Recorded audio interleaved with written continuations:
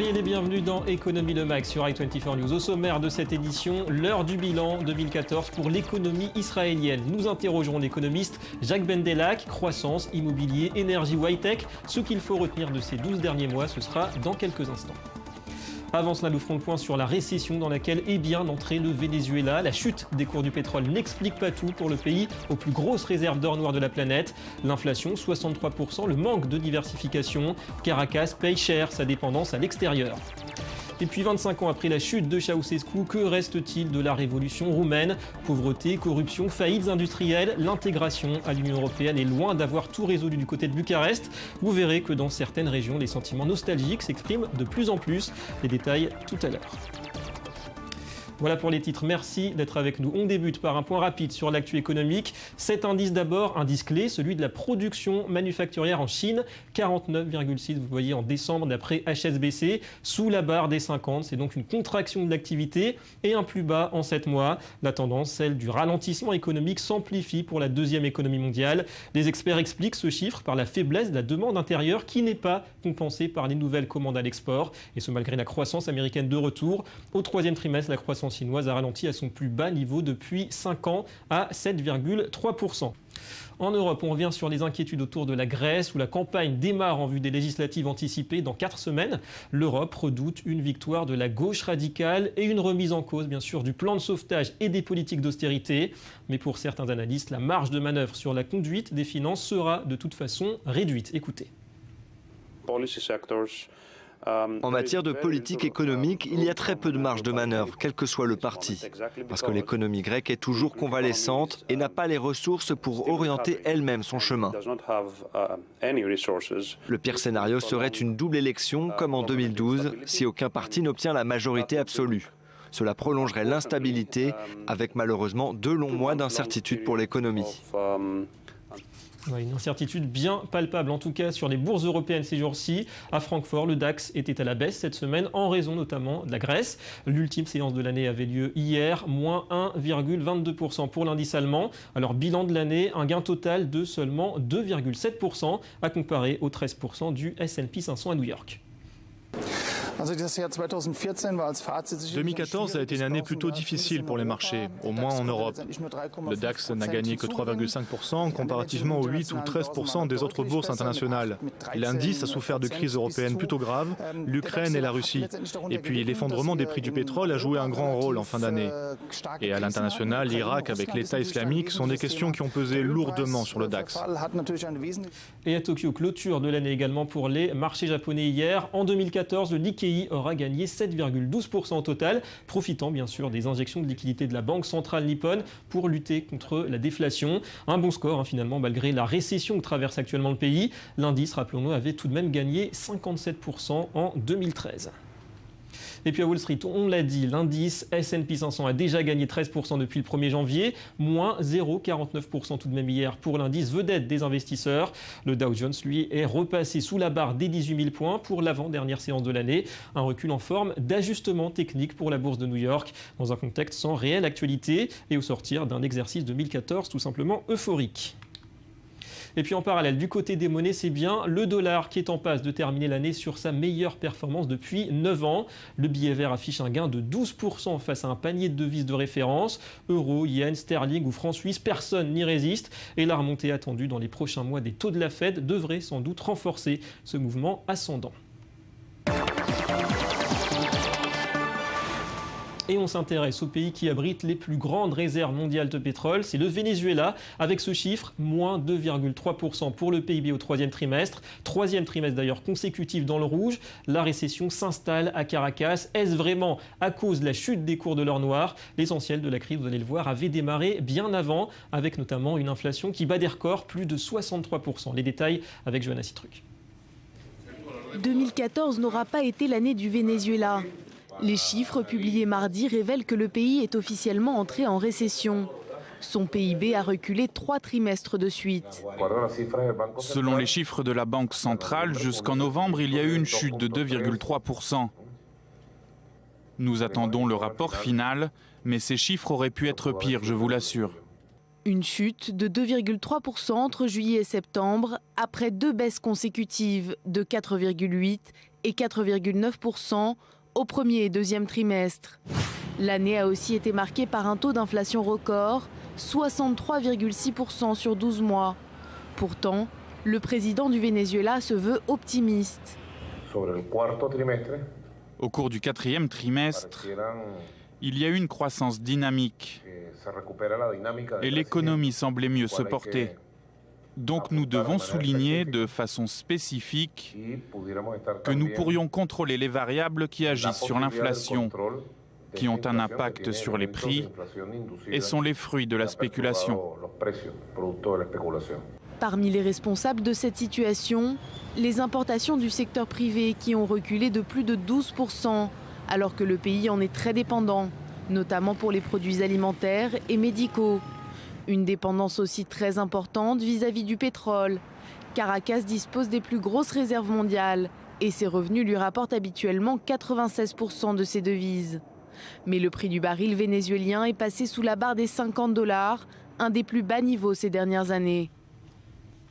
Et en parlant d'inflation, sachez qu'en Russie, elle a atteint 11,4% cette année, un record depuis 2008. Allez, second dossier qui nous mène en Roumanie. Fin 1989, le mur de Berlin emporte avec lui dans sa chute la plupart des régimes communistes en Europe de l'Est. Parmi eux, la dictature de Nicolae Ceausescu. Alors à l'époque, l'économie roumaine est en lambeaux. 25 ans plus tard, Bucarest fait bien partie de l'Union européenne. La croissance est de retour depuis l'an dernier. Pourtant, les inégalités, la corruption, les faillites alimentent parfois les sentiments nostalgiques. Illustration à Zimnicea, reportage. L'histoire de la ville de Zimnica, dans le sud de la Roumanie, est intimement liée à l'ex-dictateur Nicolae Ceausescu. Après le grand tremblement de terre de 1977, le leader communiste local affirme que sa ville est dévastée, ce qui conduit Ceausescu à vouloir se rendre sur place. Mais le chef du parti a exagéré l'ampleur des dégâts. Il envoie du coup rapidement des bulldozers pour démolir des maisons encore debout avant l'arrivée du dictateur. Et c'est suite à cette visite que Ceausescu a ordonné la reconstruction de la ville et son industrialisation intensive. Il nous a construit tout ce dont nous avions besoin, centre culturel, hôpital, mairie, et il nous a soutenus. Des usines de production de tuyaux, de rubans ou de sucre ont également été construites. Vioreka travaillait à l'usine de terre cuite. C'était très bien car les gens avaient du travail, un logement, et ils étaient sûrs qu'au 15 du mois, ils recevraient leur salaire.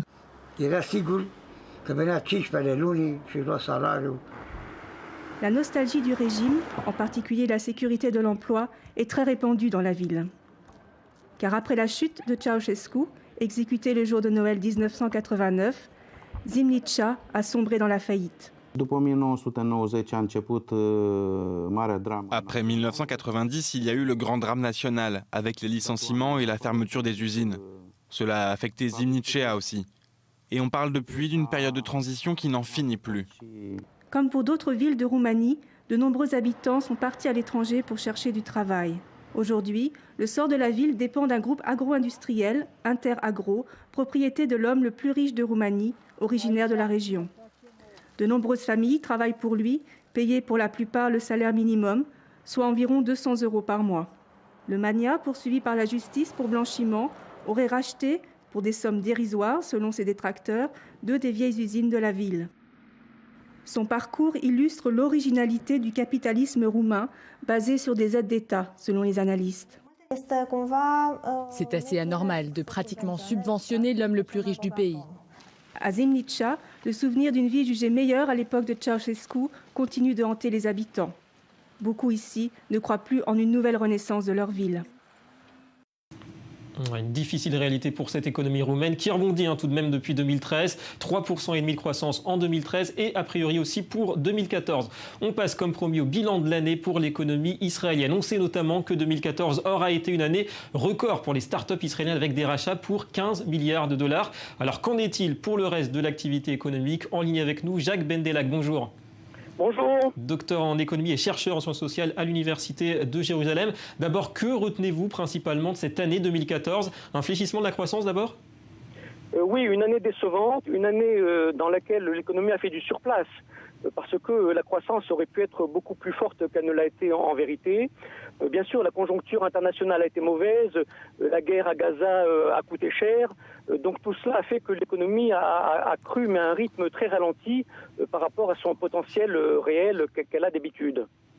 Ouais, donc un conflit qui a pesé, et puis 2% de croissance à peu près contre 3,5% l'an dernier. 2014, c'est l'année des grandes annonces, pour au final peu de réformes, en raison notamment de la fragilité de la coalition. L'immobilier, le salaire minimum, il y a eu des déceptions quand même cette année. Oui, absolument, beaucoup de déceptions. Une année qui s'est terminée en queue de poisson.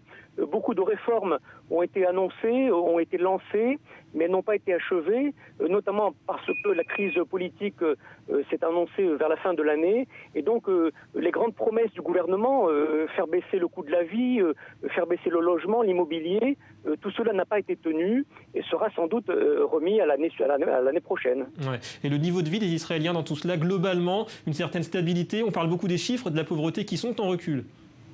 Oui, mais le niveau de vie reste relativement cher, même si la pauvreté recule, elle est encore élevée. Et donc tout cela fait que l'Israélien a du mal à boucler les fins de mois, notamment parce que les deux principaux postes de dépenses de l'Israélien, l'immobilier et l'alimentaire, sont effectivement beaucoup plus chers qu'ils ne sont dans la plupart des pays occidentaux. Ouais. Et côté prospective, il faut s'attendre, d'après vous, à plus d'ouverture, plus de concurrence, notamment dans le secteur agroalimentaire pour 2015 ? Oui, c'est nécessaire si on veut faire baisser les prix. Là, la concurrence est sans doute l'objectif principal du prochain gouvernement. Mais 2015, il ne faut pas l'oublier, sera aussi une année qui va démarrer tardivement, puisque le gouvernement va se mettre en place plus tard, puisqu'il n'y a pas de budget approuvé pour 2015. Et donc l'année va démarrer finalement que vers l'été prochain, ce qui fait que l'année 2015 sera aussi lente à démarrer comme l'aura été 2014. Ouais. Et pour vous, l'attractivité d'Israël, on l'a vu avec les chiffres des startups, elle reste solide. On parle aussi d'un libre-échange avec la Chine prochainement. Oui, absolument. Israël, malgré sa croissance ralentie, conserve tout son potentiel, toute son attractivité, tous ses avantages au niveau de sa technologie, son commerce, ses avantages comparatifs qui attirent bien sûr beaucoup les étrangers. Mais tout cela, bien sûr, explique que Israël a besoin d'une croissance plus forte pour relancer les exportations et pour que l'Israélien, dans sa vie quotidienne, en bénéficie des fruits dont il a besoin. Merci beaucoup Jacques Bendelak pour ces explications. On va passer au Media Watch. On va rester pour cette revue de presse en mode bilan 2014. Bilan plus que positif pour les milliardaires. Bonjour Jonas Citruc. Bonjour David. Ils ont continué à s'enrichir. Oui, effectivement, cette année, les 400 personnes les plus riches du monde ont empoché 92 milliards de dollars. En tête, on retrouve Jack Ma, le cofondateur d'Alibaba, le géant du e-commerce chinois. En 2014, sa fortune s'est accrue de 25 milliards de dollars pour atteindre en tout plus de 28 milliards de dollars grâce à la hausse du cours en bourse de son entreprise dont l'introduction était en septembre dernier. En deuxième position, on retrouve l'investisseur Warren Buffett qui a empoché cette année pas loin de 14 milliards de dollars. Et sur la troisième marche du podium, on a Wang Jianlin, un homme d'affaires chinois qui a gagné en 2014 près de 13 milliards de dollars. Ouais, le patron d'un empire chinois de l'immobilier et du divertissement. Toujours 2014, Johanna, on aura vu l'éclosion d'un phénomène, c'est l'économie collaborative. Oui, l'économie collaborative est de plus en plus présente dans notre quotidien. Pour ceux qui seraient passés à côté du phénomène, je rappelle qu'il s'agit de particuliers qui proposent des biens ou des services qui sont généralement moins chers que ceux qui sont proposés par des professionnels. Et c'est donc un article du Figaro qui revient sur tout ce qu'on peut faire avec l'économie collaborative. Alors premièrement, on peut se déplacer. Il y a par exemple Uber qui propose un service de VTC, des voitures de tourisme avec chauffeur. C'est un petit peu comme des taxis. Il y a aussi Blablacar qui met en connexion, en relation des automobilistes avec des voyageurs pour faire du covoiturage. Deuxièmement, avec l'économie collaborative, on peut aussi se loger grâce au célèbre Airbnb. Je pense que je n'ai plus besoin de le présenter. Il y a aussi, on peut aussi se nourrir avec Super Marmite qui propose des plats cuisinés par d'autres personnes ou encore Cooking pour organiser des repas entre inconnus. Et puis quatrièmement, on peut également avec l'économie collaborative s'habiller puisqu'il y a de nombreux sites qui proposent d'échanger ou de louer des vêtements. C'est le cas par exemple de Prêt à changer. Ça couvre pas mal de domaines. Merci Johanna. Et puis pour parler de 2015 quand même, grand changement changement en Allemagne avec l'instauration du salaire minimum. Oui, la loi a été votée par le Parlement en juillet dernier, mais elle doit entrer en vigueur qu'à partir du 1er janvier 2015, secteur par secteur, de façon progressive, jusqu'au 1er janvier 2017. D'après le ministère du Travail, eh bien, ce salaire minimum devrait gonfler l'épée de quelques millions d'employés, de personnes. En revanche, d'après ceux qui s'y opposent, eh bien, il pourrait détruire des emplois, 200 000 selon la Fédération des chambres de commerce. Par ailleurs, dans certains secteurs, il pourrait y avoir